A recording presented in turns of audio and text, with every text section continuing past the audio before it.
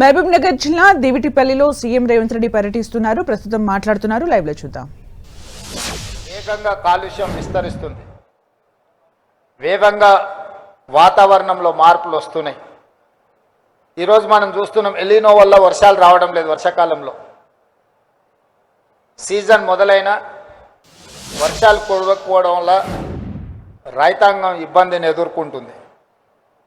Covid తర్వాత వాతావరణంలో చాలా మార్పులు చేర్పులు జరుగుతూ ఉన్నాయి.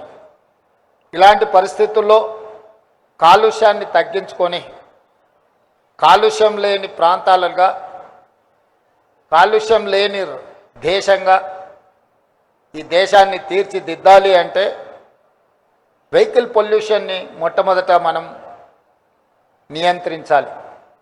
వాటిని నియంత్రించాలి అని అంటే ఈవీ వెహికల్స్ మనకు అవసరం ఉంది. ఈవీ వెహికల్స్ని ఈరోజు ఉత్పత్తి చేయాలంటే అందులో అత్యంత కీలకమైన పాత్ర పోషించేది ఈవీ బ్యాటరీ. ఈరోజు ఆ ఈవీ బ్యాటరీసే 32 గిగాబైట్స్ కెపాసిటీస్తో ఈరోజు దివిటిపల్లిలో మహబూబ్ నగర్ జిల్లాలో ఈరోజు ప్రారంభించుకోవడం, ఈ సంస్థలో ఈరోజు 700 మందికి ఉద్యోగ అవకాశాలు కల్పిస్తే అందులో 400 మంది మహిళలు ఉండడం మనందరికీ గర్వకారణం. This is called women empowerment. This is what our dream. 1 కోటి మంది ఆడబిడ్డల్ని కోటీశ్వరులను చేయాలి అని అంటే వాళ్ళని ప్రయోజకులుగా తీర్చిదిద్దాల్సిన అవసరం ఉన్నది. రాష్ట్ర ప్రభుత్వ లక్ష్యం దిశగా అమర్ రాజా సంస్థ చేస్తున్న ప్రయత్నాన్ని రాష్ట్ర ప్రభుత్వం మనస్ఫూర్తిగా అభినందిస్తుంది. అదేవిధంగా 1994 నుంచి 2004 వరకు తెలుగుదేశం చంద్రబాబు నాయుడు అధికారంలో ఉండి చేసిన పాలసీలు కావచ్చు, 2004 నుంచి 2014 వరకు డాక్టర్ వైఎస్ రాజశేఖర రెడ్డి గారు ఉండి చేసిన పాలసీలు కావచ్చు, 2014 నుంచి 2023 డిసెంబర్ వరకు గత ప్రభుత్వం చేసిన పాలసీలు కావచ్చు, ప్రజా ప్రయోజనం చేకూర్చి పరిశ్రమలను ప్రోత్సహించే విధానాలు ఉంటే మన ప్రభుత్వం వాటిని కొనసాగించింది. మన ప్రభుత్వం వాటిని ఇంకా అభివృద్ధి పదం వైపు ఇంకా బాగా రిఫైన్డ్ పాలసీస్ తీసుకొచ్చినాం. I wanted to share with my friends, we don't have any policy paralysis. Whatever the previous governments, previous chief minister have taken a policy decisions, which policies are going to support investments and create employment, create wealth for state and government of India. We have adopted and we have improved those policies. Today, I can say authoritatively, I have energy policy, I have industrial policy, I have tourism policy, I have a medical and health policy, I have a sports policy. These policies are going to raise my Telangana state, that is called Telangana Rising 2047. My focus is on improving my GDP of the country. Today my population is 2.5% in the country. I am contributing 5% GDP to the nation. But I am not happy with my performance. My target is something different. My target is 10% of GDP. We wanted to reach, we wanted to create wealth and employment from my state. Prime Minister dream is that Viksit Bharat 2047. By the time India is going to celebrate 100 years freedom celebrations, that time India wanted to reach $30 trillion economy. In that 30 trillion, I wanted to contribute 10% of GDP of this country. We are working on those lines. I have a mid-level target, that is 2034. By 2034, I wanted to reach $1 trillion economy from my state. So Amar Raja is going to support my dream. Amar Raja is going to support Telangana rising. Now I am saying Telangana is rising. This rise is not stoppable. Telangana is going to lay down a roadmap for the country to develop, to improve our infrastructure. That is why we have dedicated our policy Telangana Rising 2047.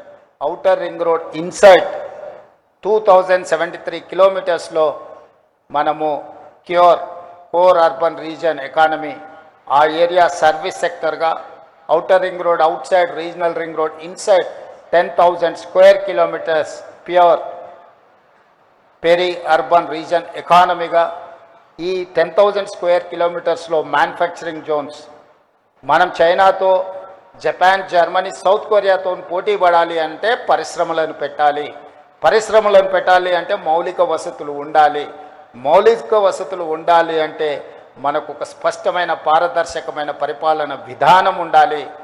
ఆ విధానాన్ని ఈరోజు మన ప్రభుత్వము రూపొందించుకొని ముందుకు వెళ్తుంది. అందులో భాగంగానే ఈరోజు అమర్ రాజా లాంటి పరిశ్రమలను మనం ప్రోత్సహిస్తున్నాం. అదేవిధంగా రీజనల్ రింగ్ రోడ్ అవుట్ సైడ్ నుంచి తెలంగాణ సరిహద్దుల వరకు rare rural agricultural region economy. So my policy is cure, pure, rare. These 3 categories is equal Telangana rising. ఈ పాలసీలతోని తెలంగాణ రాష్ట్రాన్ని ముందుకు తీసుకువెళ్ళాలని, పర్టికులర్గా నేను ప్రాతినిధ్యం వహించిన జిల్లా పరిషత్ మెంబర్గా, ఎమ్మెల్సీగా, ఎమ్మెల్యేగా, ఎంపీగా ఏది ఎదిగినా ఢిల్లీకి రాజైన తల్లికి బిడ్డనే అన్నట్టుగా నేను ఈ పాలమూరు బిడ్డను. ఈ పాలమూరు జిల్లాను అత్యంత అభివృద్ధి చెందిన జిల్లాగా, ఆదర్శవంతమైన జిల్లాగా, గతంలో ఎప్పుడు చూసినా మనము పాలమూరు జిల్లాను ఎవరెవరో దత్తత తీసుకున్నారని చర్చ వచ్చేది. ఈరోజు మనమే ఇతర జిల్లాలను దత్తత తీసుకునే స్థాయిలో మనం ఉన్నాము. ఇది మన జిల్లాకు గర్వకారణము.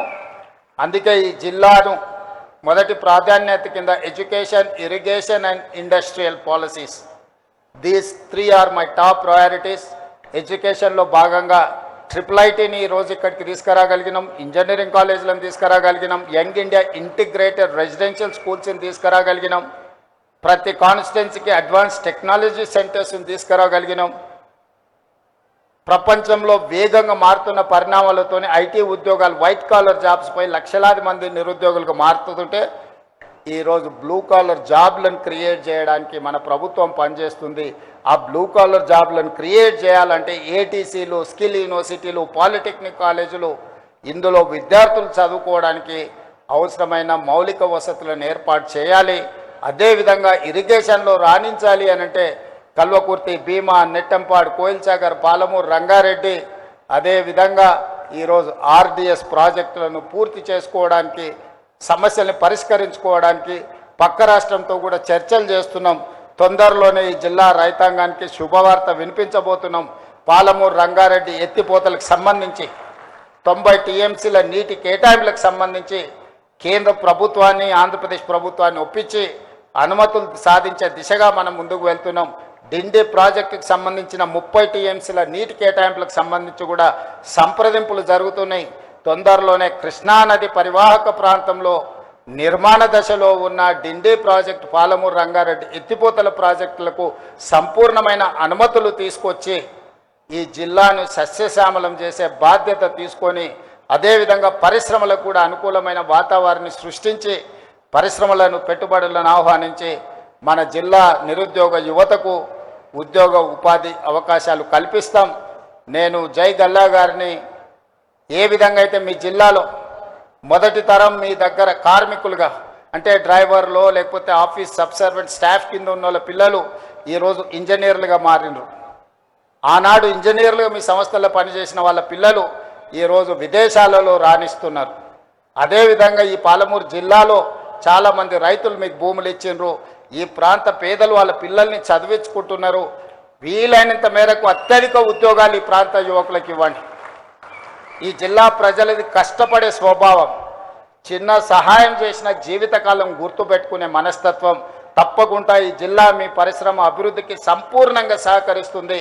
వాళ్ళని హక్కున చేర్చుకొని వాళ్ళకు నైపుణ్యాన్ని నేర్పించి వాళ్ళకు ఉద్యోగ ఉపాధి అవకాశాలు కల్పిస్తారని సంపూర్ణమైన విశ్వాసం నాకు ఉన్నది. నేను ఎమ్మెల్యేగా ఉన్నప్పుడు మీ మదర్ R&B మినిస్టర్గా చాలా రోడ్లు నా నియోజకవర్గ అభివృద్ధికి సహకరించిండ్రు. దాంతో నాకు రెండోసారి ఎమ్మెల్యేగా గెలవడానికి బాగా ఉపయోగపడ్డాయి ఆ రోడ్లు. కాబట్టి మీ కుటుంబంతో నాకున్న పరిచయం, అదేవిధంగా నూతనంగా ఏర్పడ్డ బంధుత్వం, Vikram Aditya has to take responsibility. You are not only relative to Jai Galla, you are relative to me, you have to take care of this district interest. Thank you. Thank you so much, sir. Request you to please settle down. What a word. Ladies and gentlemen, give a big round of applause. The incredible